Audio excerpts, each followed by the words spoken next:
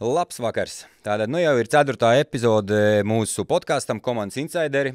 Un, turpinam runāt par futbolu, par ekipējumu un ne tikai par profesionālo sportu.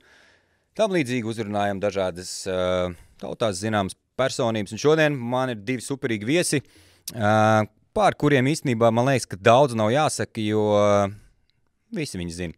Tas ir Mārcis Sošs un Jānis Ikaunieks. Čau, priekš Džeki jūs redzēt.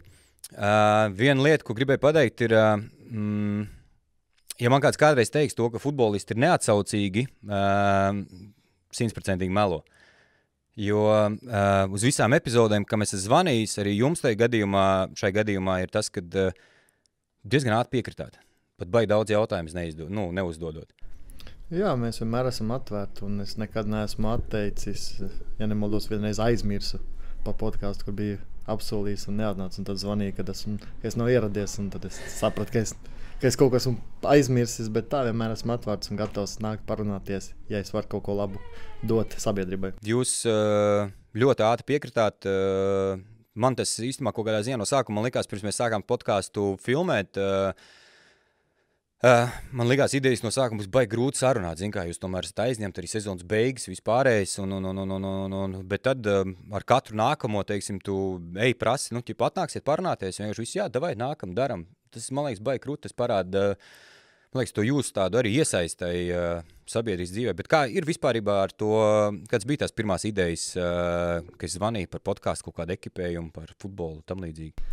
Man bija tas kaut kas nezināms, bet tāpat laikā likās, kad Mārcis un Roberts pateica savaļnieks, ka ir tāda lieta podcasts un par futbolu un būs jāapspriež tur par bērniem, ekipēm vispār. Man likās, kāpēc ne? Un šeit pat arī dzīvoju, nav tālu jāiet un tās 2 stundas nav grūti izbrīvēt. Savā ziņā es domāju, ka tas arī mūsu savu veidu pienākums dot, informēt sabiedrību par to, ko mēs esam saskārušies tajā dzīves futbola posmā, kur mēs esam nogājuši un dalīties ar to, un ja kādam tas interesē un pieķer, tad ir ļoti patīkam un arī tāds emocionāls pacelums, ka kāds tevi ieklausās un kaut ko no tevis var paņemt. Jūs ap divi, lai mēs tagad bišķī tā paglorificējuši, varam teikt tā, jūs ap divi, starp citu, mēs veiklā bieži vien prasam jauniešiem, ko jūs gribētu dzirdēt, podkastos. Tad jūsu vārdi, it sevišķi tavējo vārdu, visbiežāk, džekiņi te teica, ka grib redzēt. Tas tā interesanti, varbūt kaut kādā ziņā tā mana futbolista karjera, kas ir izdevies, viņa ļoti interesanta. Kaut kur kāds jau būtu padevies, bet tas arī varbūt interesē to cilvēku sabiedrību grupu, to bērnu, kuriem arī iespējams ar to nāksies saskarties un varbūt kur nenolaist tās rokas. Varbūt tāpēc, vai arī mana spēle ir kādu tā uzrunājusi, tāpēc patīkam tādas vārdas dzirdēt un arvien vairāk tagad gribas dalīties ar kaut ko. Protams, es viennozīmīgi piekrītu, jūs ap divi esat ļoti, teiksim, tādā ziņā spožas personības Latvijas futbolā, un man liekas, ka ir reti, kurš no futbola sabiedrības, kurš jūs nezin, vai tavu spēli, tāpat tavus gaitas, viss. Kā es saku, jums ir tie CV ieraksti jau runā paši par sevi. Francijas līga, tu esi bijis Šveicē. Kas ir varbūt tās galvenās atšķirības starp teiksim, Latvijas futbola virslīgu un Līgu 1, pieņemsim? Es domāju, tā ir līmeņa atšķirība. Tas ir spēlētāja individuālā meistarība, arī stadiona ažiotāža un apkārt futbolam arī viss, kas notiek. Tas tomēr ir ļoti populārs tur un pieprasīts, un cilvēki reāli tā kā ir slimi ar to un jūt līdzi un pārdzīvo, un tā ir tā kā reliģija viņam arī Francijā futbols, tāpat kā Spānijā, Anglijā un tādās valstīs. Latvijā tas nav tik izteikti, bet jā, tā ir ļoti spēcīga līga, un man liekas, tā galvenā atšķirība ir tajā meistarībā. Jā, bet arī, teiksim, labi, jā, viņi ir varbūt meistarīgāki, bet fanot jau, kā lai saka, man, piemēram, tas netraucē fanot par jums. Jo es esmu viens no tiem, kas, jā, labi, es gan bieži strādāju, jā, bet es esmu viens no tiem, kas vienmēr ir klātīm izlases spēlēs. Es esmu viens no tiem, kas seko virslīgai līdzi, vienmēr skatos, labi, ne visas spēles, tas būs pārspīlēti, bet ļoti liela daļa spēles es skatos, gan neklātienē vienmēr, bet kas mums būtu jādara, lai, teiksim, nezinu, sabiedrībā, lai celtu to, jo mēs taču pa hokeju fanojam katru pavasari. nesam nostīm, nezinu, tur Alskrogus un UTT, basītim arī fanojam. Izlasēju spēles pēdējās, ja mēs skatāmies arī, principā visu laiku stadions pilns ir. Nu, noteikti jau, kad daudz ko dod rezultāts, ko tu sasniedz ar izlasi. Un izlasi, es vienmēr esmu teicis, ka izlases futbols tas ir tas augstākais punkts latviešu spēlētājiem, kurš atrodas virslīgā. Un toties ārzemēs, Šveicē vai, kā Jānis minēja, Francijā, tev katru nedēļu ir tāda spēle kā izlasē, katru brīvdienu. Un kāpēc tur iet vairāk līdzjutēji, kāpēc tur tas futbols ir populārāks nekā mums, ir grūti pateikt. Varbūt tas, kur mēs atrodamies, tur ir Eiropas vidus, tur apkārt lielās valstis, futbols jau bijis jau vairāk gadu, vairāk senos laikos populārs, tāpēc es domāju, ka viņiem jau tā ir tā kā sava veida reliģija tur, un viņi dzīvo tikai līdz futbolam. Angļi, piemēram, gaida piekdienu, kad ieskaitīsies alga, un lai varētu doties uz bāru un gaidīt Premjerlīgas spēles, tāpēc ko mēs varētu darīt savādāk, grūti pateikt. Noteikti, ka līmenis un stadioni daudz ko ietekmē, pretinieks. Tāpat arī, kad tiekās Rīga pret RFS, ir ļoti laba atmosfēra un ļoti labs futbols, tāpēc tur arī tas piesaista cilvēks. Tur es tev viennozīmīgi piekritīšu, tieši pirmajā epizodē par šo tēmu tieši arī runājām, un arī Andris Treimans, tavs novadnieks, teica tieši par to, ka tas līmenis ir ļoti audzis. Mēs tieši runājam par to, ka ja ieliktu Rīgas derbiju, piemēram, lielā stadionā pilnā, nu, tur īsti, man personīgi liekas, to, ka nevarētu pateikt baigu atšķirību. Nu, tas būtu tāds, tas nozīmē to, ka jūsu kvalitātes jau, Arī tagad bija kausa finālā, kad bija Skonto stadionā. Viņš bija diezgan daudz cilvēku, bija, un arī bija 37 dažādi līgu pārstāvi, Anglijas, Spānijas, un no katras līgas viņiem bija kaut kāda sanāksme Rīgā, un viņi pēc tam izgāja to spēli, un bija ļoti pozitīvs atsauksmes tieši par līmeņu ziņā, un viņi bija pārsteigti, ka Latvijas kausa finālā ir tik skatāms futbols, un salīdzinoši tā ļoti pozitīvi uz to skatījās, jo viņi negaidīja to, ka būs tik labs līmenis, un kad spēlētāji tik labi spēlēs, un komandas tik labi spēlēs. Bet, manuprāt, tā ir tāda viena spēle, arī tādā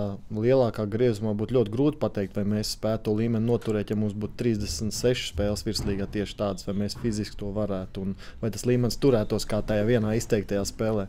Toties ārzemēs tev kā es teicu, katru nedēļu ir tāda spēle, un tu tur progresē un fiziski kļūst spēcīgāks, un arī pēc tam braucot uz izlasu, tu esi daudz tuvāk tam līmenim un daudz reālāks iespējas tev cīnīties ar tām lielām valstīm. Bet tu noteikti, ja tev būtu arī tās 30 spēles tādā intensīvā līmenī, tu noteikti arī gatavotos savādāk. Tieši tā, un arī noteikti, ka klubam būtu jātur vairāk maciņš, atjaunošanās, un treneriem būtu jāpielāgojas daudz vairāk un jāsaprot, kā atjaunotos, jo, ja tev ir viena tāda spēle un pēc tam ir 6, kur tu praktiski dominē ar bumbu, un tavu fiziskā aktivitāte ir ļoti maza, manuprāt, un tas arī daudz ko ietekmē, pēc tam nokļūstot tajā pašā izlasē. To varētu, man liekas, pateikt konkrētāk, tā būtu tā konkurence, man liekas, kas Latvijas futbolā pietrūks, un arī, lai gan mums ir daudz jauniešu, kas nodarbojas ar futbolu ikdienā, bet arī tajās U14, U15, es pats, ka bija tajā vecumā, mēs spēlējām, mēs dominējām, tur mums nebija interesanti principā spēlēt ar pretiniekiem, mēs visus grāvām, tur bija labākajā gadījumā 2-3 komandas, bet tāpat laikā ārzemēs, Turcijā, kur mēs bijām, tur pilns stadions, pilns ar bērniem ir, un Itālijas, Portugāles, tās valsts, tur katrā klubā ir, man liekas, katrā vecumā pa 6-7 grupām, tur es esmu dzirdējis, bērnam ir 38 temperatūra, viņš ies apmeklēs treniņus, jo viņš negrib nokristies zemāk, viņš saprot, ja viņš izkritīs kaut kur, un tas ir bērns, kuram ir tur 14 gadu, 15 un 13. Un tas nozīmē, viņus laika ir tajā tonusā, tajā nervā, kad viņiem jābūt dienā labiem ir, un arī augot viņiem jātiek tajā pirmajā komandā. Es biju Mecājs, ik pa laikam gāju pie otrās komandas tur spēlēt, un tur ir tā akadēmija, viņiem Mecā ir tieši Francijā diezgan spēcīgi, viņi tās U17, U19, U15 kotējās diezgan augsts Francijā, top 5 parasti ir, un tur tie spēlētāji, tas daudzums un tie laukumi, un viņi visi tā konkurence, un tad no viņiem visiem, no katra vecuma, tur 1-2 labākajā gadījumā tiek pie pirmās komandas pieteikšanas, bet tāpat laikā viņi tur visi ir ātri, tehniski, fiziski spēcīgi. Viņiem tur ir tā akadēmijas skola, kur viņi iet pāriest, pēc tam viņi iet mācīties, tad viņi iet atkal trenēties. Viņiem tie treniņu modeļi arī ir tur fiziskais, izturība, tehniskais. Un, man liekas, tas protams, Latvijā ir daudz futbolā izglītot treneri, arī, man liekas, Meta un tādas skolas ļoti labi strādā, bet ir atšķirība, vai to dara 10 cilvēki, tā runājot, vai to dara 500 cilvēki. Un tu katru nedēļu ej uz stadionu, kur ir 20,000 cilvēku, un tev tas tā kā sāpens, viņš tev tā kā iesakņojas smadzenēs prātā, tu vienkārši spied ārā visu laiku no sevīm vēl, un tikai stiprākie tur paliek, jo, ja tu kaut kur atpaliec vai kas to atkrīt, un tā konkurence ir ļoti, ļoti, daudz smagāk un lielāk nekā mums šeit Latvijā. Un tāpēc es domāju, ka tādai valstī nav tik viegli uz to skatoties, cik tomēr pasaulē ir, ja pat salīdzinām hokeju un basketbolu, cik pasaulē nodarbojas ar futbolu. Tas ir nesalīdzināms. Tas nav tas tikai 1/1000 ir. Un ja paklausās, nu labi. Nē, droši. Es zinu, ko tu gribēji teikt, ja paklausās to, ko cits stāsta. Tad es pilnīgi es tevi saprotu, un es zinu par to, ko nozīmē tā konkurence un ko nozīmē tas daudzums, kas ir valstīs, futbola valstīs, ja, kas iet cauri, tur, piemēram, Amsterdamas Ajax akadēmijas sistēmā. Ja, tur ir, es nebaidīšos tā vārdu, tur ir gaļas mašīna. Tas ir Amsterdams Ajax, tā ir viena komanda Nīderlandē, tur tāds ir reāli 40, kuriem ir katrai sava akadēmija un katrai ir 1000 bērnu. Tur ir gaļas mašīna reāli. Tur arī Ajax vai tā paša Ajax akadēmija, viņi savāc tos savus labākos futbolistus no visām reģioniem. Tur mums, piemēram, es klausījos sarunu ar kaut kādu par futbolu un teicu, ka pietrūkst tās konkurences. Viņi runā tikai par to, kas notiek Rīgā. Bet te pašos Limbažos viņi tur neviens nav bijuši, viņi neviens tur nav aizbraukuši. Tur iespējams trenējās 4 bērni. Varbūt no tiem 4 viens ir talantīgs, bet tur pietrūkst finanses. Lai viņš atbrauktu uz Rīgu, kāds par viņu parūpētos, samaksāt, ēdināšanu un vispār, jo tā kā Jānim bija Liepājās vecos laikos, kad Roberts Savinieks spēlēja, pa viņiem parūpējās. Viņi tieši tā, šobrīd mēs runājam tikai par to, kas notiek Rīgā. Mums ir tās pāris komandas, bet mēs nezinām, kas notiek reģionos. Tur iespējams ir daudz vairāk to talantu, kurus vajag pārnest uz Rīgu, bet tur vajadzīgs ir finanses, un šobrīd mums tādas nav, un tāpēc par kādu konkurenci mēs varam runāt. Ja. Savā laikā, man liekas, tas bija līdzīgs konto. Viņi jau no reģioniem, it sevišķi no Vidzemes, no kurienes mēs nākam, tur diezgan daudz taču vāc projām. Jā, tas jau bija pāris gadus atpakaļ, kad Guns vēl bija uz konto sistēmā, tāpēc es domāju, ka mums nevajag aizmirst par to, kas notiek reģionos. Tur ir visvairāk to iespējams to bērnu, to talantu, kur arī šobrīd kaut kur pazūd. Tur arī nāk, tas tagad zin kā aizvainos rīdzinieks, bet galīgi nedomāju tā, bet parasti ir tā, ka, man liekas, no reģioniem nāk tādi veči. Interesanti būtu paskatīties izlases kontekstā, no kurien nāk vairāk to spēlētāju un cik daudz ir to rīdzinieku tajā. Jā, tas būtu interesanti, to varētu īstenībā, Procentuāli es domāju, ka no ārpus Rīgas ir daudz vairāk nekā no Rīgas.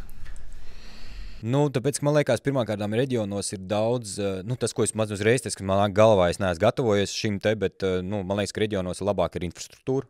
Piemēram, ja mēs ņemam Rīgā, man liekas, tāda kārtīga infrastruktūra ir tikai Rīga FC. Ja mēs runājam par viņu bāzi tagadējo, kas viņiem ir. Arī nevajag aizmirst iespējas. Rīgā noteikti tās iespējas nav tik labas, kādas ir piemēram Limbažos. Tur es varēju jebkurā brīdī praktiski aiziet uz halu ziemas periodā, daudzīt to bumbu, spēlēt to bumbu. Tāpat vasarā man tur 5 minūšu attālumās laukums, kolektīvs ej ar draugiem spēlēt daudz bumbu, un tur arī pats jau attīsties. Tas daudz dod. Džims blakus, viss blakus. Rīgā noteikti tas ir savā veidā ierobežots, un tad ierobežotos spēlētājs, kas grib attīstīties, un kam varbūt nav tās finanses, kur vecāki var izvadāt un aizvest. Tāpēc.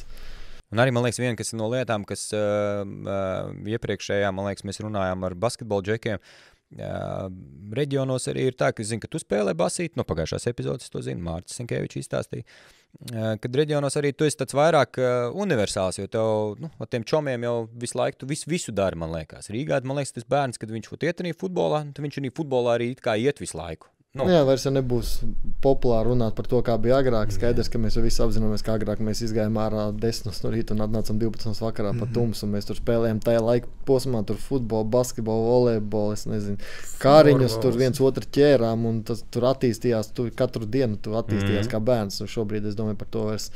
Mēs to laiku neatgriezīsim atpakaļ, mums jāvirzās uz priekšu un jādomā, kā tagad attīstīt tos jauniešus, lai viņi būtu tikpat nodarbināti kā agrāk. Bet grūti viņus nodarbināt. Jā, protams, visādi gadžeti, un pats saprotu, to redzu, kā mājās gadžets iet pa priekšu, bet kaut kā jāvelk uz atpakaļ. Galvenais, ka tādā momentā, tad, kad tu viņu teorētiski, praktiski izdzen no mājas ārā, ja viņš satiektos tos čomus, ja viņi tur sāk spēlēt futbolu, nezinu, ko tur vēl darīties, tad tu viņu pēc tam iekšā īsti nevar dabūt. Bet tas galvenais moments ir tenī mirklī dabūt viņu ārā. Mūsu atkal bērnībā bija problēma dabūt mūsu iekšā, kad ir tās divas pretējās puses. Tev no basīša tad sanāk, kad, ja tu, taču normāli, kā lai saka, basīti spēlēs tālai auti, no kurienes? Speciāli trenēji, vai tas vienkārši vienā reizē aizmet un viss ir rokā? Es pat nezinu, godīgi, no kā. Bija tāds vispār dzīves posms periods, kur es 3 mēnešus uz kruķiem nostaigāju ar ģipsi, un tikpat, cik es aktīvs biju maziņš būdams, tikpat aktīvs es biju aizsot uz kruķiem un limbažos no viena gala uz otru galā kruķiem staigāju. Varbūt tas bija viens no brīžiem, kad es attīstīju kaut kādu triceps vai lai varētu aizmest autu. Es nezinu, tā pa lielam neesmu neko tur tādu speciāli trenējis vai attīstījis. Jautājums par kā pavadat starpsezonu? Individuāli strādājat daudz vai atpūšaties pārsvarā vai šancē? Es teikšu tā, es zinu to, ka tu šancē. Tev Instagramā visu laiku ir, varbūt tu šmaucies, varbūt tu liecis laiku vienu un to pašu, atkārtoties, ja, bet, teiksim tā, atgriežoties atpakaļ par to, mēs runājam par tām līgām, par visu, ir taču izmaiņas redzamas arī Latvijas virslīgas klubu sakarā un arī akadēmijas sakarā. Mēs dodamies kaut kādā, man tāds feelings ir to, ka mēs dodamies tanī virzienā, jo arī, ja mēs pastīsimies atpakaļ, es nezinu kādus, es tagad varu kļūdīties, cik gadus, kad starpsezonā, man liekas, Latvijas futbolisti ļoti reti, kad kaut ko investēja sevī darbu baigo, ja. Es domāju, tas atkarīgs no tā, vai cilvēks dalās ar to, ko viņš dara. Es pieļauju, ka ir ļoti daudz futbolistu, kuri dara, bet viņi nedalās tik publiski tur tajās Instagramos, Facebookos. Un ir daļa spēlētāji, piemēram, kā es, ka es to aizēju un es tur kaut ko ielieku, es kaut ko padaru. Varbūt tas kaut kādā ziņā atstāja savu veidu iespēju, jo tev tur ir sekotājs, varbūt kāds āģents vai kāds bijušais kluba prezidents, kas kaut ko redz, kādā fiziskā stāvoklī tu esi noteiktajā brīdī, bet es domāju, ka ir spēlētāji, kuri dara, un ir noteikti arī spēlētāju grupa, kur neko principā nedara, sauļojās, ja ir iespēja aizbraukt, kur atpūsties un gaida pirmsezonu, jo Latvijā ir tāds, cilvēkiem patīk teikt, mums ir starpsezona 4 mēneši, un ko es tagad trenēšos, mums būs 4 mēneši pirmsezona, tur varēs visu attīstīt. Man tādā ziņā atvaļinājumā vienmēr ir sports un aktivitātes un trenežera zāle, krosiņi. Es bez fiziskās slodzes sev neredzu, un man tā ir principā ikdiena vienmēr arī.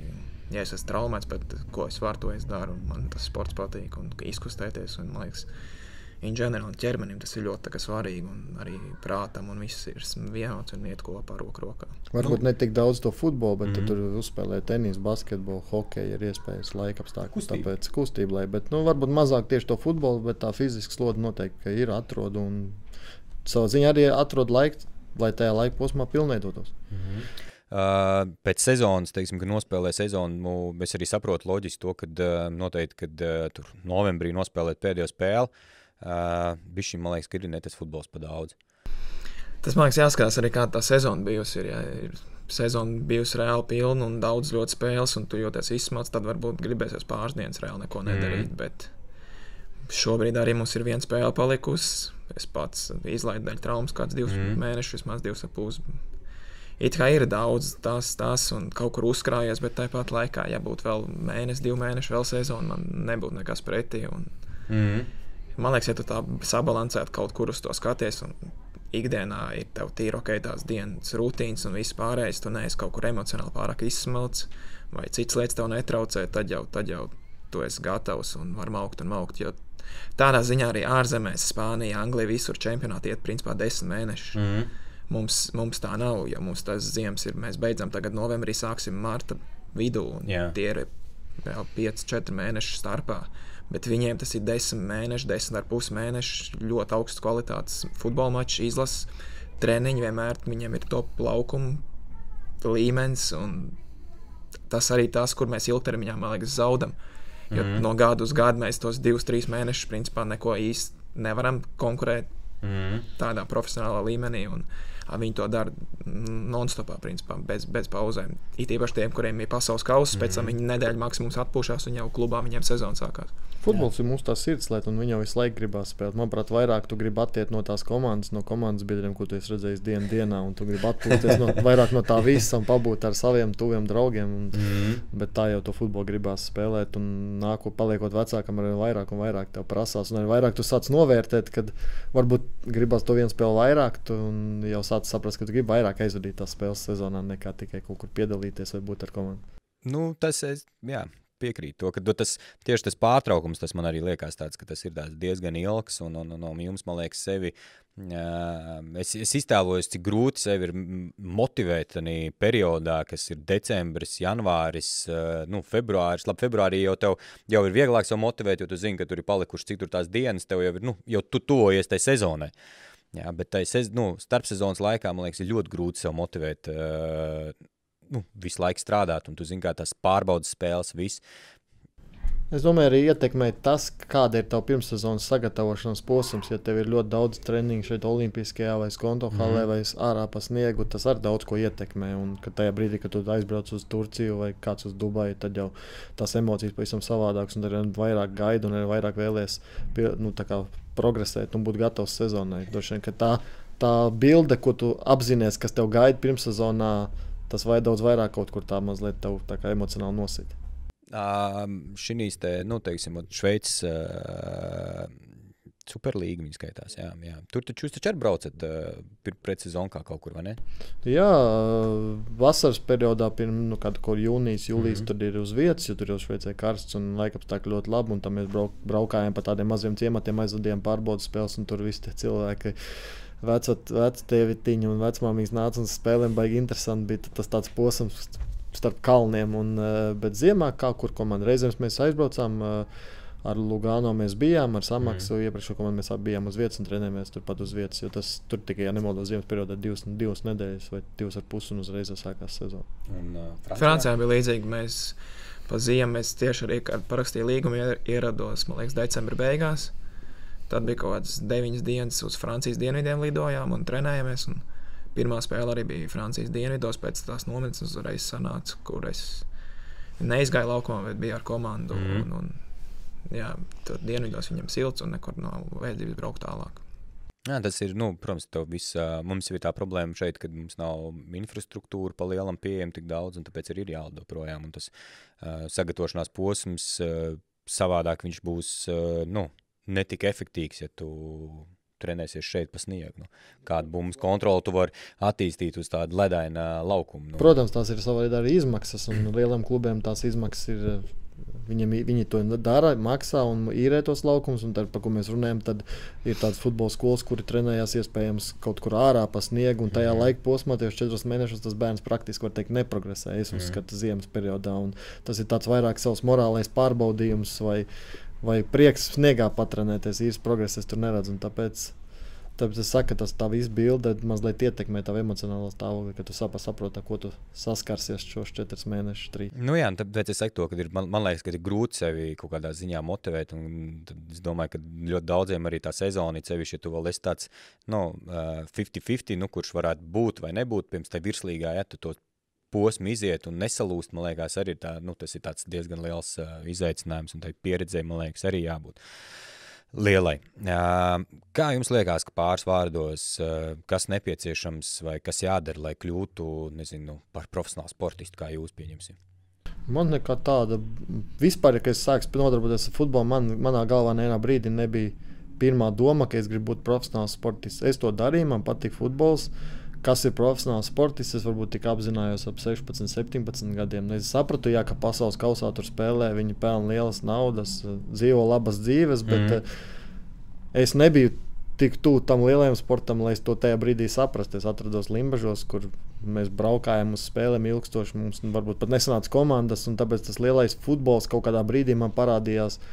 Un tas, ka es varu kļūt par profesionāli tikai un vienīgi, kad es sāku spēlēt Jelgavā, kad es sapratu, kas ir virslīga, ka tu esi tuvāk virslīgai un ka pat to, ko tu dari, tev samaksā, un tas ir mazliet savādāk. Jo, ja tu saņem kaut ko, tu sāc ar to skaties arī mazliet savādāk. Un tad es sapratu, kad ir jāievēro kaut kāds savu veidu režīms, lietas, kas ir pa uzstādījumu no kluba puses, bet tā nekas tāds baigi radikāli savādāks, vai kas man kaut ko tādu jaunu pavēr, bet vispār ap profesionalitāti es sāku domāt, tad, kad es sāku pirmos soļus virslīgā spēlēt.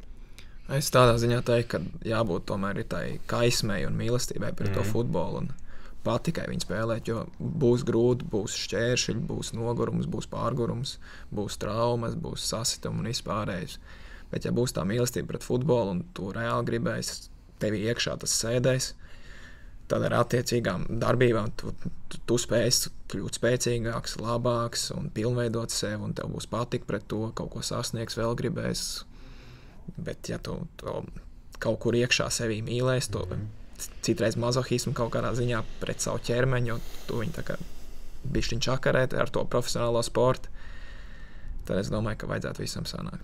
Es varu teikt par sevi, noteikti, ka tā bija tā mīlestība, ko Jānis minēja, jo man jau tas noteikti nebija tāds vieglais ceļš, kā es nokļuvu līdz kaut kam. Tur bija vairāk tāda tā kā pārdzīvojumi, izdzīvošana, un vienkārši tas, ka tev tas futbols patīk, tu to dari, un tu jau savu veidā sāc ticēt tam, ka tu vari būt tas viens, kurš izsitīsies, un tu vari savu to domu, jau iestāst sev, ka tu vari būt tas viens. Nu, tavā gadījumā jau, Mārķa gadījumā jau vispār, teiksim, tu jauniešu izlasēs nebija, mēs jau pirms podkāstu jau bišķi par to ieskicējām, jau izlasēs tu nebija, un teiksim tā, no Limbažiem principā virslīgā, pēc tam 3 Latvijas kausi, Latvijas izlasi, kā nepadoties? Teiksim, tu jau bišķiņi ieskicēji jau, bet... Nezinu, nav tāds viens recepts, kā nepadoties. Tas ir vienkārši tavs gribas spēks. Manuprāt, tā skaidrs, ka tev kādā brīdī būtu jāizvēlās, vai nu tu vēl turpini cīnīties, vai nu tu ej strādāt, kā mūsdienās liela daļa saskarās. Bet man bija, es teiktu, ka es nokļuvu iespējams, man arī kaut kur paveicās, ka es nokļuvu labās rokās Jelgavu, un tad sanāca tas brīdis, kad es ar Jelgavu kopā progresēju. Mēs sākām no lejas, un tad bija tas posms, ka mēs kopā, es kā spēlētājs un klubs attīstījāmies principā vienlīdzīgi tā augšupējot, un tas arī bija tāds baigais grūdienis, un tas, kas man palīdzēja noturēties un spēlēt virslīgā. Bet noteikti daudz lēmumu arī bijuši tādi, kur daudz teikt, ko tu dari, kāpēc tu tādu lēmumu pieņem, bet ja es esmu bijis tur, kur es biju, tad es varu teikt, ka es visu esmu izdarījis pareizi un baigi īsti sev neko negribās pārmest. Viennozīmīgi. Un tev kādas sajūtas ir, ka tu spēlē, teiksim, puisis no Kuldīgas, pareizi? Jā, no Kuldīgas nonāc Liepājā internātā, paiet laiks tiec, teiksim tā, lecam tādiem lieliem soļiem, teiksim, internāts, treniņi, vispārējais, nonāc virslīgā un te pēkšņi vienā dienā zvans no Francijas pirmās augstākās līgas kluba, un mēs gribam Jāni Ikaunieki pie sevīm. Kas notiek tad vēderā tajā brīdī, vai vēderā galvā, nezinu, kājās? Es tā vienkārši īsumā skatījos uz to, jo mūsu sezona bija beigusies, tas bija decembris, tajā brīdī Liepājas prezidents bija futbola klubā Mārs Verpkovskis. Es basketbolu spēlēju, man liekas, Liepājas, un viņš pienāca, teica, tur no Championship Anglijā, ko viņa pirmā vietā Nottingham Forest, viņi tur gribot tev uz pārbaudi, un tā es viņam tāds pārbaudi, es negribu braukt Māri. Nebūs. Būs piedāvājums, nebūs. Tā viņš pēc kaut kādām 2 dienām atkal, tur Francijā ir komanda reāli, viņi gatavi maksāt jau naudu, es kas par komandu, tad bišķi noskaidroju, aizlidojām, un es ļoti mierīgi skatījos uz to. Man nebija tāds, tagad braukšu uz Franciju, es to nezinu, varbūt to tā kā neapzinājos, nesaprotu, bet man nebija ne tā kņudoņu vēderā, bet nekas tāds. Bet tāpat laikā pirms tam, ko runāju par to nepadošanos, man liekas arī, ja bērns skatās vai vecāki, kuriem ir bērni un tā, man posms bija bērnībā, es vienmēr dabūju visus tos MVP un visus tos labākos apbalvojumus, kā spēlētājs. Tā arī uz Liepāju, ka pārcēlos Metlurgā visur, bet man bija pašam ļoti daudz traumas. Arī no 14 gadu vecuma es principā līdz 18 gadiem kāds 2 gadus ar 2,5 nespēlēju, jo man mugurē bija problēmas un cirkšņai bija problēmas. Un ārsts arī teica, ka nespēlēs profesionālu futbolu, jo tev neturēs un tā, un tāpēc es attiecīgi arī rīkojos, kaut kāds vingrinājumus darīju un diezgan daudz ar savu ķermeni strādāju. Un es domāju, ka tas nav iemesls, ja tev kaut kur ķermenim kaut kas tā kā trūks vai ko, tas ir kaut kas unikāls tev un tu var to nostiprināt ļoti daudz variantos. Un šobrīd man, ja es eju pie kaut kādiem ārstiem vai ko, tad ir viss ļoti labi, viss ir nostiprināts muskuļi, mazie muskuļi un viss ir kārtībā. Un tas ir kaut kāds darbs, kas arī ir ieguldīts. Un tāpēc nevienmēr vajag klausīties kaut ko kāds no malas saka, bet tu var palikt pie savējā un ja tu tam tici, tad arī var sanākt tas. Jā, viennozīmīgi ticībai ir ļoti liels spēks, tam es pilnībā piekrītu, bet, protams, arī darbs, un, jo arī mēs jau kā cilvēki esam dažādi, citam tas sāpju slieksnis ir augstāks, citam zemāks, jā, citam varbūt cits ir, kā bija, man liekas, pirmajā epizodē mēs runājam par to, ka arī, veiksme ļoti liels faktors, kas tev futbolā, man liekas, jo, kā mēs jau runājām to, ka tev ir tūkstošiem vienā klubā, jā, akadēmijā cilvēki, kas kandidē uz, rupsēgot 11 vietām laukumā, jā. Un tad tai veiksmē arī, lai tu tur būtu pareizā vietā, pareizā laikā un pareizais cilvēks, lai tu sasniegtu. Un, kā, bet es viennozīmīgi saku par to, ka nevajag padoties, vajag iet līdz galam un protams, vienmēr atcerēties to, ka sports, jā, apvienojot ar izglītību, ar visu, lai vienmēr būtu tas backup plāns, uz kurien doties. Noteikti pie tādas nepadošanās arī daudzām lietām vēl jāsakrīt. Jā, ir labai sezonai, kā Jānim, tur nemaldos 30 golī, tāpat viņš tur neaizbrauc. Tikai ar to, kad viņš tur kaut ko laukumā izdarīja, tur jau bija rezultāts, ar ko viņš uzrunāja to klubu. Tāpēc savā veidā arī man nokļūšana Šveicē jau arī bija tāds kaut kāds, varbūt tāds negaidīts pavērsiens daudziem, bet arī tas bija iespējams ar kaut ko es Champions League spēlē pret Cervenu Zvezdu uzrunāju to treneru, kurš to spēli skatījās, un tam lietam daudzam jāsakrīt. Bieži vien treneris tevi skatās, bet izvēlās no tās komandas kādu citu. Jā. Tāpēc tas ir tāds arī nepadoties, bet daudzam lietām jāsaliekās. Jā. Tāpēc ir kaut kādā momentā, un arī pasties kādiem laikiem mēs esam gājuši cauri, protams, mēs nevaram salīdzināt ar tiem, kam gājuši tur cauri mūsu vecmāmiņas un vectētiņu un vectētiņu un UTT, ja, bet tas pats arī tiepaši Covid laiks. Viņš jau it kā nemanot, jūs gadījumā kā sportistiem varbūt mazāk, bet it kā nemanot, viņš jau baigo atstāja pēdas, tā emocionālajā, iedomājies, ka sīkai nevar komunicēt. Tev principā rupi sagot, 2-3 gadus tu vienkārši nekomunicē ne ar vienu. Tu sēdi mājās ar mammu, tēti, māsām un uz treniņiem. Futbolisti bija laimīgi, viņi varēja iet uz treniņiem, ārā trenēties, un tagad neviens zālē negrib atgriezties. Tādā laikā tas, es domāju, tā laika digitalizācija un viss tas bišķiņ ietekmē to, kā mēs jau turpinām, ja? Super. Jā, tā laika tas digitalizācija viņa ļoti ietekmē to feelingu un arī tā informācija, piemēram, es vienkārši padalīšos ar piemēru, es nāku no Valmieras, ja, un ja mēs, teiksim, tā atgriezīsimies laikos, kad es sāku spēlēt, ja, tad es negribu samalot, varbūt pēc tam ar kāds varbūt, kas ar mani kopā spēlēja, sāk spēlēt futbolu, var apliecināt to, tad 86. gadiem, ja, mums tur treniņi atnāca, man liekas, kaut kādi 70 līdz 100 bērni Valmierā uz futbolu. Tur dalījās Valmiera 1, Valmiera 2 un Valmiera 3, ja. Jā, tas viens vecums, jā. Un tev sanāk ir, teiksim, Valmierā, kas konkurē futbols ar basketbolu. Viss, nav citu sporta veidu. Šobrīd jau ir, ja mēs pastamies Valmierā, futbols, 2 pat futbola klubi ir bērniem, jā. Tur ir kaut kāda, man liekas, Gauja vēl, Valmieras futbola klubs, tad ir basketbols, floorbols, hokejs, BMX, vieglatlētika arī bija tanī laikā, jā, bet, šitie jaunie sporta veidi, frīzbijs, kas tur vēl beisbols, amerikāņu futbols, un tad iedomājies tev, jaunietim starp tiem visiem ir, jāizvēlās tanī brīdī. Tāpēc mums ir nepieciešams tāds līderis, kāds tas superspēlētājs, uz ko pavelkās tie bērni. Kā basketbolā ir Kristaps, Bērtāns, tāpēc, un tas ir tas, man liekas, viens no tādiem brīžiem, kā mēs varam pavilkt to futbolu uz to aktualizēt reģionos vai Rīgā futbolu, lai izvēlās tieši spēlēt futbolu bērni. Tāpēc, kamēr mums nebūs viens tāds liels, mums būs ļoti grūti to iepakot un pasniegt sabiedrībai. Jā, jo mums, man liekas arī, kad pietrūkst viens tāds lāčplēsis rītīgs, kā es tā, teiksim tā, izteikties, ja, kad tāds viens, kas vēstnesis, kā tu saki, kas, nezinu, tur pārliecina visus vai ar nostāzim basītīm, jā, mums tur ir savus porziņas, brāļi, Bērtāni, īstumā basītīm, viņi tur ir pārprodukcija, man liekas, tie. Bieži vien jau tavs pieraksts, klubu pieraksts, kur tu spēlē, jau par daudz ko var liecināt par tevi, un ja tu esi augstākā līmenī, jo par tevi lielāka prece, kā tu esi dārgākā prece, un arī tas kaut kur pārnesas mūsdienu sabiedrībā. Uz tevi skatās jau mazliet savādāk, un uz to sporta veidu arī jau skatās mazliet savādāk, un bērni, ja viņam būs jāizvēlās tur basketbols vai futbols, viņš jau tur izvērtēs to, ko viņš redz ikdienā, un no kā iespaidoties, un gūt to kaut kādu prieku. Tādā ziņā arī par tie visi TikTok un vispārējais bērns skatās, man liekas, tur ir tieši pasaulē globāli futbols tomēr dominē visās saitēs, sociālos tīklos, un es neticu, ka Latvijā, man liekas, arī pēc bērnu skaita futbola visvairāk nodarbojās. Jo tā dominants tajos sportveidos futbolā ir pasaulē tik liela, ka es neticu, ka Latvija kā valsts atsijāsies un izzudīs. No futbola tieši vai kritīsies futbols. Man liekas, tieši otrādi skatītos tādos nogriežos, kaut kur viņš ir pēdējos gados pat audzis.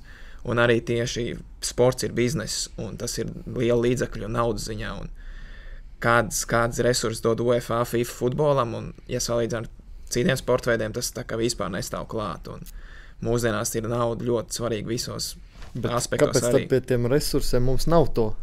Superstar. Mums ir viss kaut kas, mums ir UEFA naudas, mums ir daudz bērnu, bet mums nav. Šobrīd es uzskatu, ka labākais, kas ir Kristers Tobers, kurš spēlē Šveicē.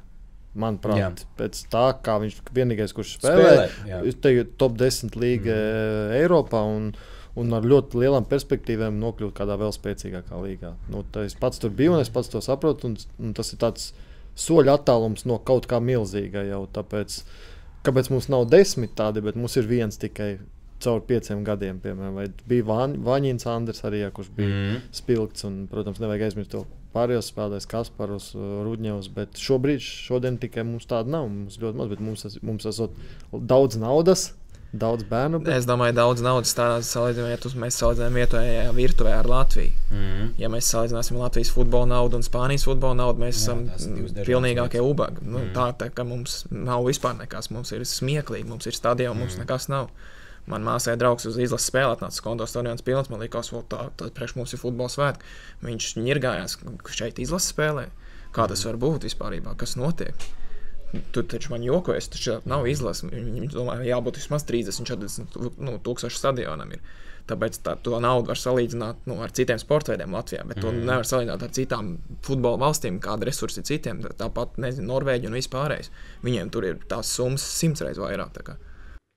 Jā, viņi jāmāk ģenerēt ir, bet es laikam es bišķi naivs kaut kādā ziņā, vai, tāds naivs fans varbūt, bet es ceru, es jūtu to, kad attīstās arī tā mūsu līga un attīstās arī, pa pēdējiem gadiem arī, man liekas, izlases ir attīstījusies attiecīgi, tāpēc, kad ir, virslīga arī attīstījusies un iet uz priekšu, un arī es domāju, ka futbols arī tomēr kaut kur tas cerības stariņš kaut kur tur galā ir. Jā. To, ka mums pietrūkst viens tāds ritīgs futbola vēstnesis, tas ir, tā mēs pilnīgi piekrīt. To mēs tieši pagājušā reizē ar Mārci un Salvi no Basīša arī runājām to, ka Basītim principā ir pārprodukcija, ka viņi varēja vienu lāču plēs atdot mums, futbolam, kurš būtu tāds, jo viņiem ir brāļi Bertāni, tur Porziņas, pēc pasaules čempi tur.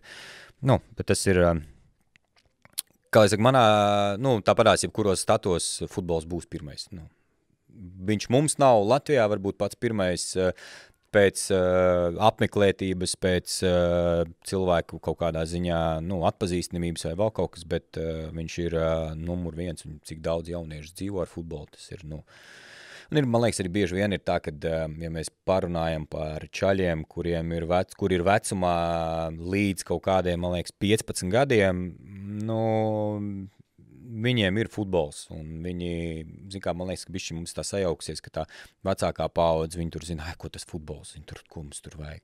Tiem jauniešiem, viņiem tas ir tāds baigi. Man kaut kā negribētos nodalīt vai salīdzināt tur basketbolu, futbolā ir tik, basketbolā ir tik, gribētos, lai arī mums ir kāds tas, ko mēs jau minējam, tāds lielie spēlētāji, ar vārdiem spēlētāji, kuri spēlē ļoti labās līgās, un lai mums būtu ar ko lepoties, un ar ko mēs varētu pacelt izlases sniegumu, un izlases noteikti ir spoguls arī tam, kas notiek Latvijas futbolā savā ziņā.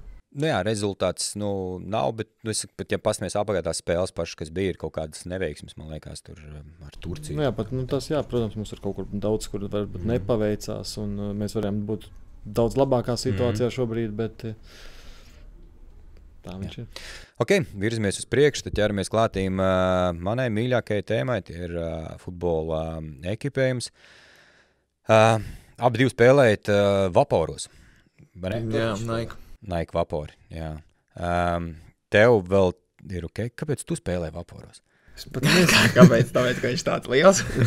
Nē, tur tieši, te ir jautājums par to, cik daudz jūs, zinat, kad brandiem ir, katrs apaus, viņš teorētiski kaut kam paredzēts, jā, viņš nav pielāgots. Jā, viņš ir pielāgots. Piemēram, tad ir ātrums, ir stabilitāte un ir kontrole. Stabilitātes kopā ar ērtumu, tad ātrums, kontrole un komforts. Tad man ir ātrums, kontrole. Tev ir ātrums, jā. Phantom ir kontrole, Un tempo ir ērtums. Tāpēc arī Adidām ir X ir ātrums, Predators ir kontroli, un tie es gribēju teikt Adipure, Kops ir komforts. Ja, un tad vienkārši arī, kad tu skaties pa pozīcijām, ja, teiksim, centra aizsargs, viņš nav tas pats ātrākais. Un tas Vapor, Nike Mercurial Vapor, viņš ir, teiksim tā, viņam tāpat lietas ir uztaisīt tā, kad viņš ir paredzēts tādai ļoti ātrai kustībai uz priekšu. Ja to var just, ja uzvāk buču īsumā var just sajust. Es cenšos tādā veidā stimulēt, ka es varu ātrāk skriet. Nē, es par profesionāliem spēlētājiem, ja mēs runājam, tad ļoti daudz izvēlās pēc, cik es domāju, ka jums tā parādās, ir pēc ērtuma. Tādā ziņā šobrīd man ir ērti, bet es atceros, ka es biju jaunāks, man 11 gadu un arī 22, 21. Vienmēr tos Merkurs un šitos bučus, ka vilki man bija tūs un nāga nāca nost un vienmēr tā kā viss jēls bija. Un kaut kā tā kāja laikam arī adaptējusies tā, tik daudz reizi jau nogājis nost, kad ir pielāgojusies. Bet, man liekas, ka es atceros, ka es spēlēju pret Jāniem vēl tādu garu matu tādu. Buču arī bija tāda, man liekas, Adidas, tik liela bija, ja? Varētu būt, ar rezervu. Ar rezervu tā, lai tiek bumbām klāt visam. Jā, bet kāpēc Vapori? Vai tu nebija par to vispār aizdomājies? Nē, kad es pērku bučus, tad es saprotu, tas ir mans modelis, ka es jūtos viņos vislabāk, bet nedomāju par to, ka viņi tur ātrumam kontrolē vai ērtumam. Manuprāt, tas ērtums ir tieši man tajos apavos, un es jūtos visērtāk tieši viņos. Un, var teikt, kas varbūt var ietekmēt, tas ir apakšā tie korķīši, kas ir mazliet nav tipiski aizsargiem, un tev var izslīdēt kaut kādās epizodēs, un ļoti to var just uz mākslīgā sintētiskā seguma, kad tā izslīde ir daudz lielāka nekā citiem apaviem, manuprāt. Un tieši aizsargiem tas varbūt nav pats labākais, bet man kaut kā iegājies, un es ļoti labi viņos jūtos, un man tas skrējiens ir pielāgojies tā, lai es nepaslīdētu, un kaut kā attīstīs to visu, un tāpēc man neko pat negribās mainīt. Un dabīgā mīkstā laukuma jau ir miks, metāls, kurus ieskroju pašus lielākos, un jūtos ļoti labi, un vispār nejūtu to, ka tas varētu būt uzbucēji vai aizsargbuči. Tie man visērtākie, un es pat necenšos neko mainīt, jo es pamēģinu varbūt uzvilkt kādus citu modeli, citu firmu, un es jau uzreiz jūtu, ka kaut kas nav ar mani, un ka es pat vairs negribu šajā dzīvē kaut ko mainīt. Un tavā gadījumā tu arī neko? Man jau viņi ir ilgi, un man ir ērti viņos, un pierasts ir, un negribās modeli vairāk arī mainīt, bet ir bijis, kad cits bučs uzvalk, un arī nav nevainas, bet šitos šobrīd jūtās vislabāk. Bet arī mūsdienās, man liekas, tev buči ir tik dažādi kaut kādā ziņā, un tāpat laikā viņi visi ir ļoti kvalitatīvi, un tiešām tā produkcija ir laba, un izvēlēties ar kaut kāds bučs, man liekas, nav problēmas mūsdienās, un kāds tev pamēģina 2-3 variants, un kur tev vērtāk vienkārši mauc ar tiem. Varbūt arī tas pēdas tips kaut ko ietekmē plekanā pēdā vai... Jo es pilnībā jūtu, ka man tās sajūtas, ka es tajos bučos jūtos tāds stabilāks un arī vairāk izjūtu bumbu ar viņiem. Es ir pamēģinājis daudz ko citu un pilnīgi jūtu, ka tev kāja vairāk staigā sāni platāki un viņi tādi, man liekas, tādi šauri un diezgan cieši. Tāpēc pieguļās tavas kājas un tāpēc arī man viņas labāk patīk. Tādā ziņā Latvijā ir tas sintētiskais laukums, arī zaļais laukums, un arī tagad mums pēdējā spēle bija uz sintētisko laukumu Salaspilī, bet uz zaļo laukumu kaut kā tur, ja bumbu uz vietas, tā būs sodiņš jāsit. Un es zinu, uz sintētiskā laukuma man ir daudz grūtāk uzsist nekā uz zaļā, lai gan tie paši buči, vienkārši laukums ir dažāds. Bumbi ir arī tieši tāpat, bet... jāpielāgojās dažādām situācijām.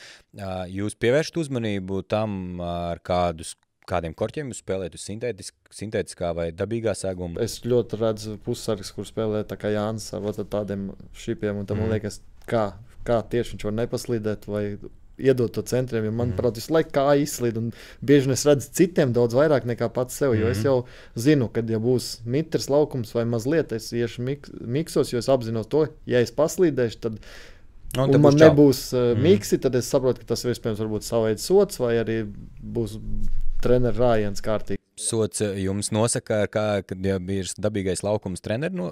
Es esmu dzirdējuši to, ka treneri nosaka jābūt obligāti miksiem kājām. Tas jau kopš bērnības, man liekas, daudz treneri arī Latvijā ir teikuši, no aizsargam, ja būs paslīdēs un būs slapjš laukums un tev nebūs mīks, tad visi tev būs tur sots un neliks vairs spēlēt, vai tur naudas sots jau profesionāli. Un tas jau ir iedzīts galvās, man liekas, futbolistiem. Tad, kad tu spēlē uz sintētikas, tad taču neko nesaka, vai ne, kādiem apjomiem tu spēlē? Boties gluži nedrīkst iziet. Jā, bet man gribās saprast, kāpēc pussargi neizmanto miksus lielākā daļa, kā Jānis. Kāpēc? Tas ir man ir savs izskaidrojums, bet... Jā, man ir savs izskaidrojums, bet es gribētu dzirdēt... Ir daudz pussargi, kur izmanto tieši miksus, bet man personīgi miksos nepatīk, ka es uzreiz jūtos tāds augstāks, jo viņi ir lielāki tie šīpi, un viņi ir dzelus šīpi, un man arī parastajos bučos nav tā, ka es baigi slidinātos. Tur tā stabilitāte ķermenim jāuztrenē bišķiņ, un tad neslidināsies tik daudz.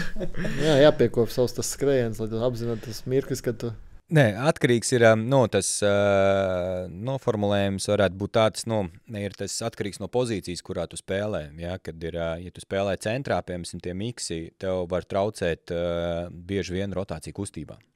Jā, tāpēc, ka tev ir, tad, kad tu griezies, piemēram, ap sevi, ja tu pieņem bumbu ar muguru pret vārtiem, tev aizmugurē stāv aizsargs, tanī brīdī, ja tu taisi rotāciju, tad tev tie garie korķi, viņi var ieķerties tai zālienē, un tā kāja var netik viegli. Tu neesi tik manevrēt spējīgs tanī brīdī. Bet tad mums šobrīd jauniešiem vajadzētu ieteikt spēlēt ar vai bez?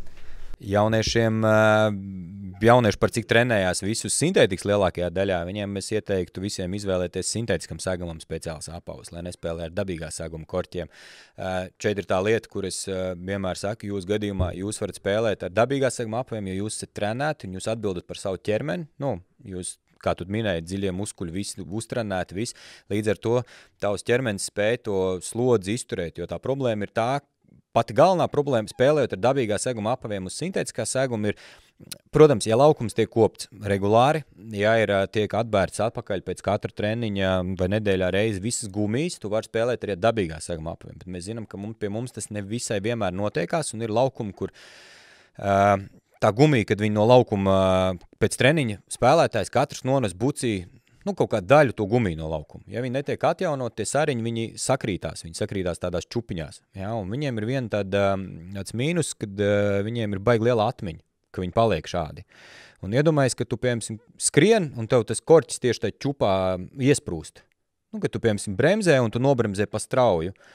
Tas ir tas moments, kur cirkšņi, mugura, ceļi, kur viss tas arī sākās. Jo tev tai dabīgai amortizācijai viņai ir jābūt. Ja? Tev, teiksim, kājai nedaudz ir jāizslīd. Tu nevari viņu pilnībā, teiksim, tā, kad viņš nogriež to kustību kā ar nāzi.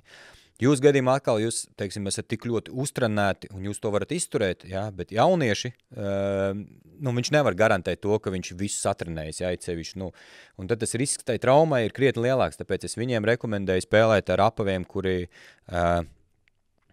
pēc iespējas atbilst tam laukuma segumam, kādam viņš ir paredzēts. Ja? Un, ja mēs runājam par dabīgo segumu, atkarīgs arī no laukuma, par cik jaunieši uz konto stadionā noteikti nespēlēs, tad līdz ar to viņiem pa lielam tos softground apavus, miksus saucamos tautā, īsti arī nevajadzēs. Viņi var spēlēt ar firmground apavu, jebkurā laikā. Jūs gadījumā, protams, tu spēlē uz labākiem segumiem, kurš tiek laistīts regulāri, kurš tiek kopts regulāri, viņš ir mīksts. Loģiski, tad tu izvēlies apavus pēc savas pozīcijas. Bet man šis te jautājums vienmēr bija interesants par to, kā tieši profesionāli, kā jūs izvēlaties šīs te lietas. Tavā gadījumā skaidrs, tu esi centrā aizsargs, kad tu pieņemsim. Man tā sava teorija ir, bet no jums tieši pat. Jāsaprot, ka uzbrucēji ļoti ātri, ļoti kustīgi, un viņu tās manerves, virziena maiņas var ietekmēt mani ar to, ka es būs izvēlējies nepareizos apavus, un man var paslīdēt uz jebkuru no viņu kustībām un tādā veidā zaudēt savu divciņu. Artificial grass apavus neizmantojat, jā? Tikai firmgroundos lēžat, jā? Bet es esmu dzirdējis labs atsauksmi par viņiem. Arī Skandināvijā daudz izmanto un tā tā. Bet, teiksim, tāda ritīgi pirmā, man liekas, tāds testētais bija Artūrs Karšaus, kurš pateica tādu pirmo atzinumu šajā jautājumā. Viņš, man liekas, es nezinu, kurā viņš klubā tajā laikā spēlēja. Viņš bija Adidas, viņš paņēma X-us Artificial Grass. Un viņš teica, ka viņš pēc treniņa nākamā dienā, ka tu vismaz normāli piecelties no gultas vari. Tā slodze nav tik liela uzreiz. To var just arī tagad tā viena spēle izsit no līdzsvaru to ķermeni. Un nākamajā dienā tās sajūtas ir pavisam savādākas nekā ikdienā trenēties uz zāli un visu laiku spēlēt uz zāli. Kad ir tā pirmssezona visu laiku uz tās sintētikas, tu kaut kā adaptējies un man liekas, tas jau bišķiņ sačakarētais, tev liekas, ir norma tagad tam ķermenim.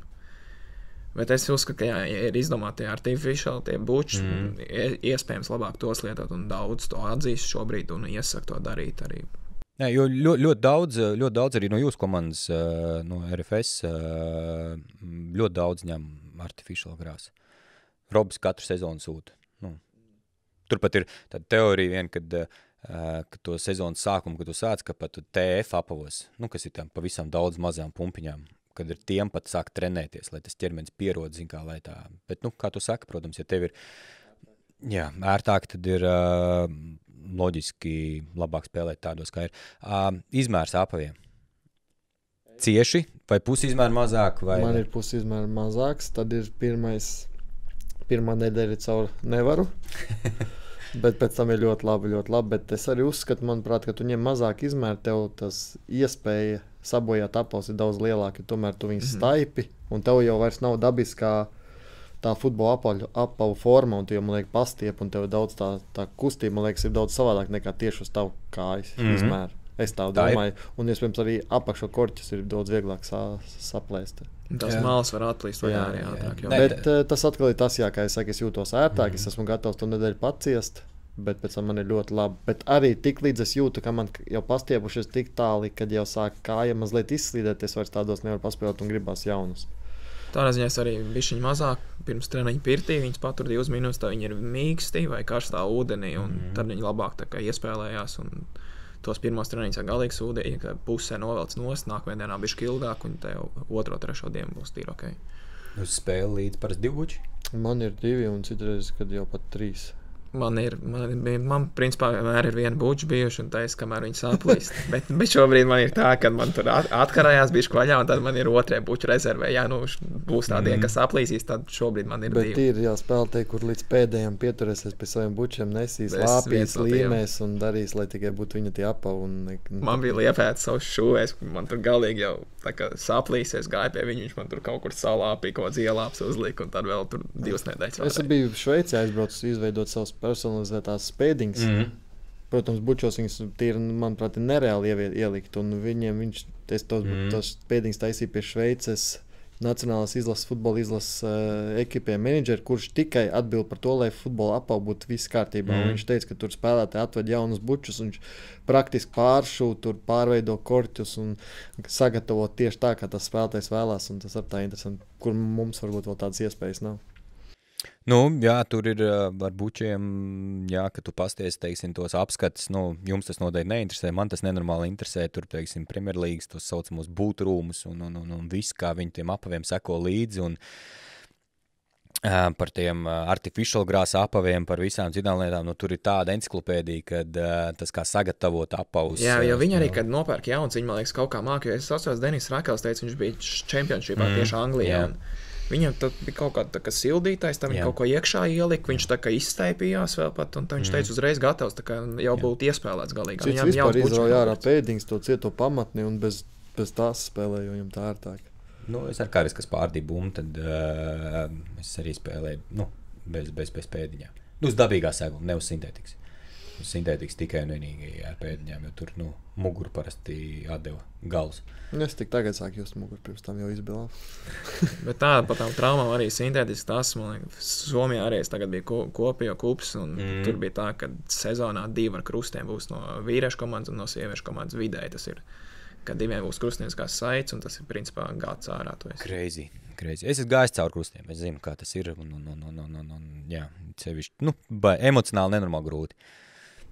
Tas pieminētais Bērtāns tādā ziņā basketbolā, man liekas, tas ir kaut kas nereāls. 3 reizes, un tu esi tādā top līmenī vēl projām tie 3 gadi. Ar Bāšu ja tā drīkst teikt ar galvu, labi atvainojas. Ar galvu, tur, man liekas, vairāk pat ir, zin kā, problēmas ir tajā brīdī, kad tu tieši pēc tās traumas atgriezies, tas cels viņš nekad nejūtās vairs tāds, tā kā viņš bija iepriekš. Un to visu laiku tu viņu jūti, visu laiku kaut kas ir. Un es domāju, tu arī nekad nebūs tāds, kāds tu biji iepriekš. Tas, kad daudz saka, es atgriezīšos spēcīgāks. Manuprāt, tu vairs nevar izpildīt to tik ļoti, kā tu to varēji. Ka tu biji pilnīgi svaigs un vesels. Tur arī tāda nepatīkama statistika, ja tev ir bijuši krusti, tev ir vairāk nekā 50%, ka tev būs vēlreiz krusti. Tā ir, mūsu izlasē Arturs Ivaškāns man to statistiku teica, un tev man likās, ja tev ir krusti, tad ir diezgan bēdīgi apzināties, ka ir vairāk nekā 50%, ka tev būs vēlreiz, ja atsāks spēlēt un tā tālāk. Un tas ir, nesaku, jā, atgriezties pēc tās traumas, saku, emocionāli, man liekas, galvenais psiholoģiski ir ļoti grūti, jo tev to kāja, teiksim, piespies sevi. Laikam, ja tu esi tiešām tāds, redz, es amatieris biju, ja, tad man tas ir, man tas bija, man liekas, dubultā grūti. Ja tu zini, kā, ja tu esi vēl profesionāls, ja tev riņķi ir cilvēki, kas tev motivē, tad varbūt ir vieglāk. Kaut gan, zini, kā, es neesmu bijis nekad tādā situācijā, bet es nevaru, es tā pieļauju. Bet par sevīm, jā, līdz brīdim, kad tu to kāju normāli lietas kaut kādā divcīņā, ir ilgi, tu ja kādreiz, iepriekš bija tā, ka tev, teiksim, 50 bumbu tu vienmēr lido, tad tagad ir 50 bumbu, tu vēl 3 reizes padomās, un varbūt tomēr 60-50, ka viņš varētu vinnēt, varbūt es nelīdīšu. Jā. Tas ir pēc tam ir ļoti, ļoti, ļoti grūti. Domas par rozā krāsu bučiem. Tev ir rozā buči. Jā, man tikai šņors aplīs, un man Mārcis īsumā ielika balts, tad tur bišķi smieklīgi izstāst, bet, man tā krāsa nav tik svarīga. Bet, izstāst ir ok, man liekas. Es arī domāju, ka es nepavērstu tam uzmanību. Mums ir cilvēki, kuri, jā, rozā krāsa nekādā gadījumā negrib. Tā viņš Miami Inter nekad nespēlēs? Nē. Es paņēmu. Rīgas zeļos arī ne. jā, nekad nespēlēs. Tas taču, tieši arī šalis ir. Tāds šalis arī nevilks. Nē. Ir kāda smieklīga situācija par apaviem, nezinu, bučiem, vēl kaut kas aizmirst, nav aizmirst nekas? Man gadījies. Man ar sanāca. Es pat negribu tā kā varbūt samelot, bet manuprāt tas tā bija. Mēs ar Jelgavu, tad vēl Māris Savinovs spēlēja Jelgavu, mēs aizbraucam uz Daugapilu spēli, un tagad pirms spēles ģērbamies, viņš pienāk, viņš saka, klausies, tev nav 2 pāri. Savijos aizmirst. Es saku, man ir 46. Viņš saka, man 44. laikam, man 44,5. Bet manuprāt, ka bija tas stāsts bija tāds, un tad es iedēju, viņš izgāja. Labi, ka nesāk spēles sastāvu, bet mēs palikām uz reizes solim, bet viņš izgāja tiem 46. iesildījās un spēlēja kvadrātu un baigi pēc tam teica. Vienmēr tik pēc bumbām klāt, bišķi garāks, lielāk apau. Tas tā kā bērnībā. jā, tikai es gribētu redzēt, ja būtu jāiet laukumā, ko tad. Man bija vispār, kad bija Francijā meicā. Mums bija derbijs pret Nanciju. Tā ir tāda liela spēle viņiem. Izbraukumā bija spēle. Palikām viesnīcā, un es jau vakarā sapratu, bučus aizmirsu paņemt. Man bija Nike līgums, tad vēl parakstīts ar Nike, un es Nike bučos spēlēju. Un tā man istabiņa biedrs bija Sergejs Krīvēts, Baltkrievs. Un viņam bija Adidas buči, un tad es aizņēmos uz spēli no viņa tos Adidas, un pēc tam man tur uzrakstīja, kā mums ir līgums, ko veic Adidas, un tā es teicu, tur saplīst, tur iesildoties, un sanāca, ka iedeva man Adidas, man nebija otrs pārslīdz. Nike līgums globāli tev bija, vai bija ar vietējo Nike? Es viņu parakstīju Francijā, es nezinu, kā viņš skaidījās globāli vai nē, bet... Caur aģentu vai? Jā. Caur aģentu, jā. Un tas arī noteikti baigi labs, liels rādītājs, ka tev tieši Nike apaus iedeva tādas līgumu globāli, jo es mēģināju Šveicē dabūt, un man teica tikai, kad viņi dod vietējiem jauniem talantiem izlases spēlētājiem, tur pat nebija iespējas.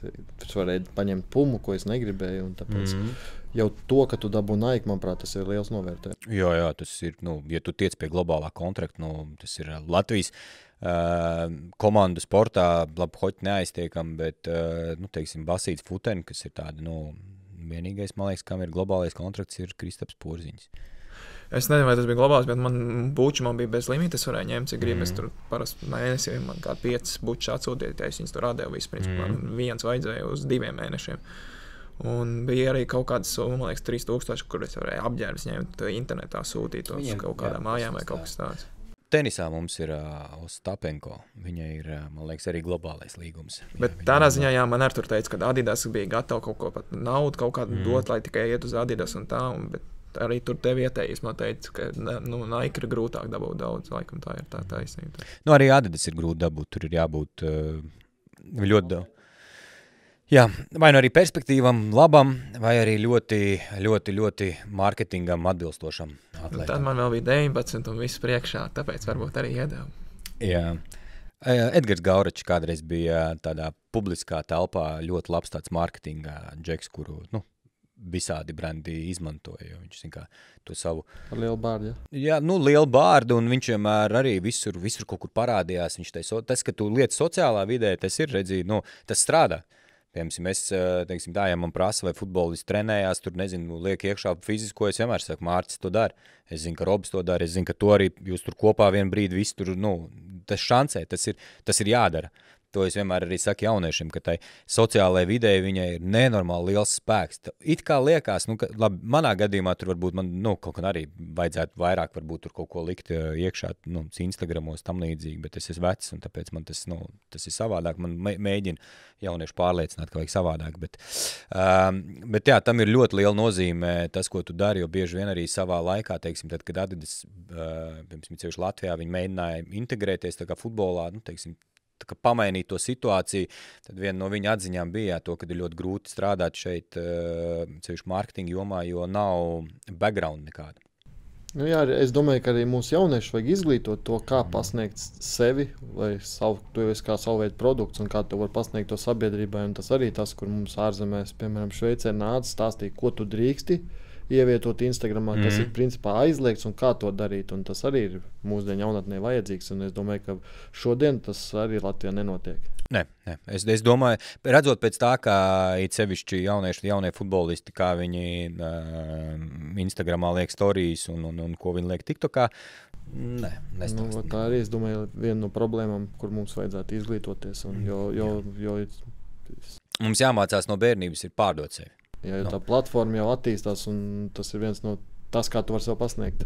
Jā, protams, tu vari sev pasniegt, tu vari, kā lai saka, tu vari varbūt nebūt pats tur top čalis, jā, bet ja tu māki sev pārdot, tu, bieži vien ir, es tagad nenosaukšu nevienu no galvas, tur kā likt kā piemēri, jā, bet tu vari nebūt pats top džeks, jā, bet tu vari sev pārdot labāk. Kaut vai ņemsim pēdējos gados, pieņemsim Edgara Gauraču īsti pat nesauc uz Latvijas izlasi.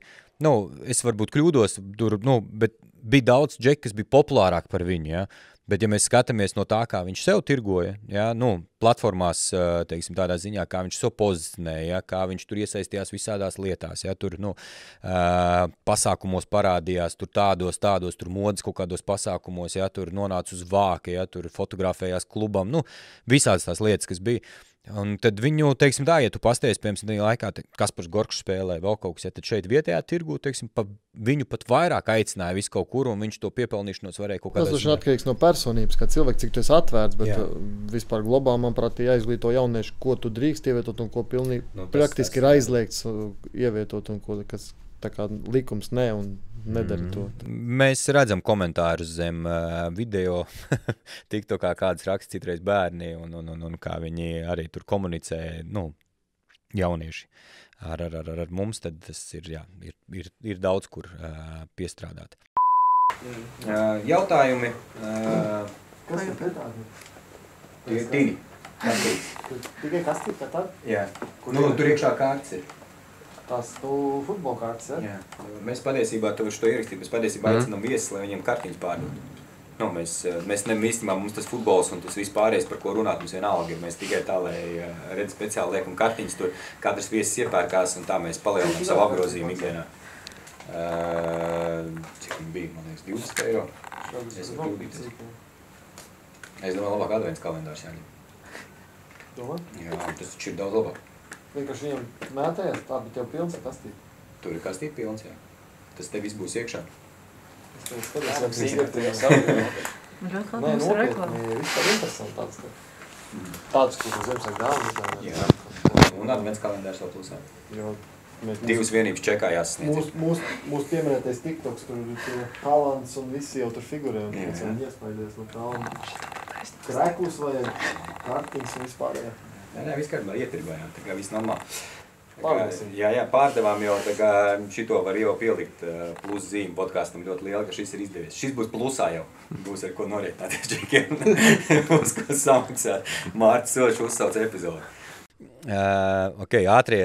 Tātad jā, virzamies uz nobeigumu. Jā, bija ļoti interesanti par apaviem īstenībā. Katrs no šiem viedokļiem ļoti svarīgs. Personīgi mani cevišķi, lai es bieži vien arī ikdienā izmantoju. Un es ceru, ka arī citi veikali, cilvēki, kas strādā šajā jomā, varēs šo izmantot, jo šīs atsauces ir ļoti būtiskas. Un es savā galvā daudz ko saliku. Īstenībā dabūju pat apstiprinājumu daudzām lietām. Es teiktu, ka apusē arī mums kaut kur kādā veidā tu iedēvi kaut kādu ieskatu. Kā... Jā, bet tas ir...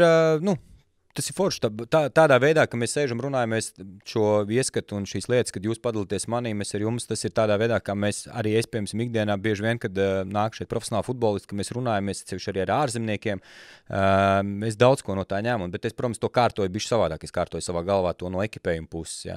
Es loģiski, kad, teiksim, pēc tā ieteikuma nekad jaunietim 12-gadīgam apavs neieteikšu, ja. Es tāpat skatos to.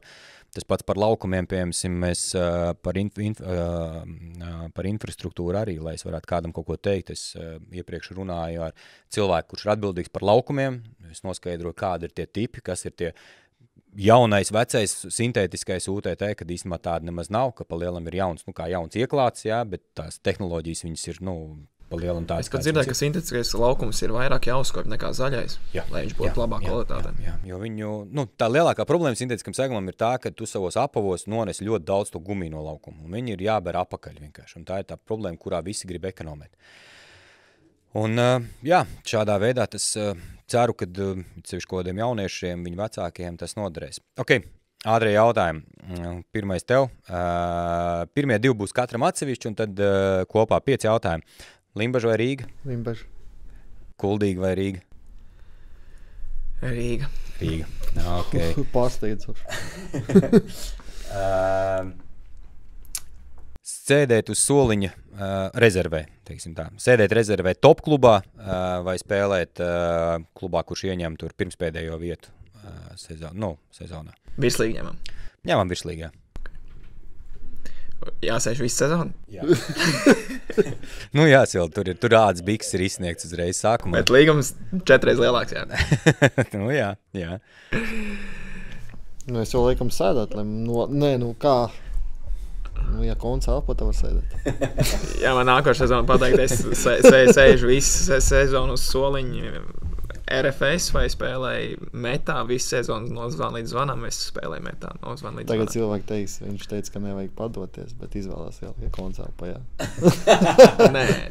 Nē, šitas ir tāds, tas ir ātrais, tas, jā, lai nevalk kopā, lai nemeklē šitās te, jā, zemteksts un kaut kādi zemūdens akmeņus un vēl kaut ko. Bet par spēlēšanu man futbols patīk un es negribētu sēdēt, man liekas, negribētu. Tas ir atkarīgs no tā, kur tu nonāc un... Protams, arī cik tev gādi, ja tev tur 3-4 un tev piedāvā Ārābijā braukt par 1 miljonu sēdēt, tad es pasēdēšu. Tā kā es biju iepriekšējo gadu noguris, tad es izvēlējos pusgadu pasēdēt.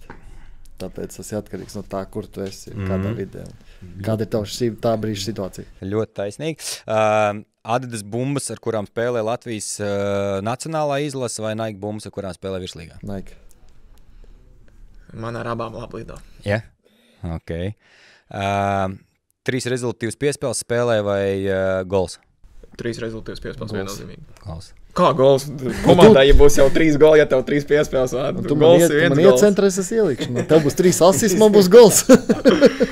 Nē, 3 piespēles. Un piespēlīgas, man liekas, pat grūtāk savākt nekad statistikā nav. Acīm redzot, Jankam labi maksā pa piespēlēm. Gols piespēle vienādi maksā. Jā. Bet nekad nebūs nevienā statistikā, kad piespēles ir vairāk, varbūt tur De Bruyne, viens spēlētājs Premjerlīgā, kuram piespēles vairāk nekā golu. Piespēles ir grūtāk savākt. Manā uzturē. Tāpēc arī tev gribas vairāk iedot, ja tas ir. Un tās ir vēl 3 uzreiz, tas ir, man liekas, tā kā uzreiz jāņem ciet. Spēlēt pasaules kausa finālā ar Latvijas izlases vai Champions League finālā ar klubu? Ar Latvijas izlasi. Viennozīmīgi. Tas bija tas. Ok. Tātad, kā vienmēr, mums ir arī izlozei džeki sagādājuši Maiku. Konkrēti šī būs Piedod, būs skaņā ritīgi iekšā. Būs Mārcošs krēklis, viņš arī uzliks autogrāfu, bet es pazaudēju. Nepazaudēju flomasteru, tu vari uzreiz arī autogrāfu. Iedosim Jankam arī uzlikt autogrāfu. Jankam būs gods. Nu jā, gods uz Mārķos Oša krēkla parakstīties. Jautājums, uz kur atbildēt, ir šāds. Kurā gadā abi džeki debitēja Latvijas izlasē? Tas ir tā, kurā gadā Jānis Ikaunieks debitēja Latvijas izlasē un kurā gadā Mārcis Ošs debitēja Latvijas izlasē. Rakstam komentāros un komentāros arī izlozēsim. Jā, paldies visiem, kad skatījāties. Podkāstu skatieties. Pats galvenais. Paldies.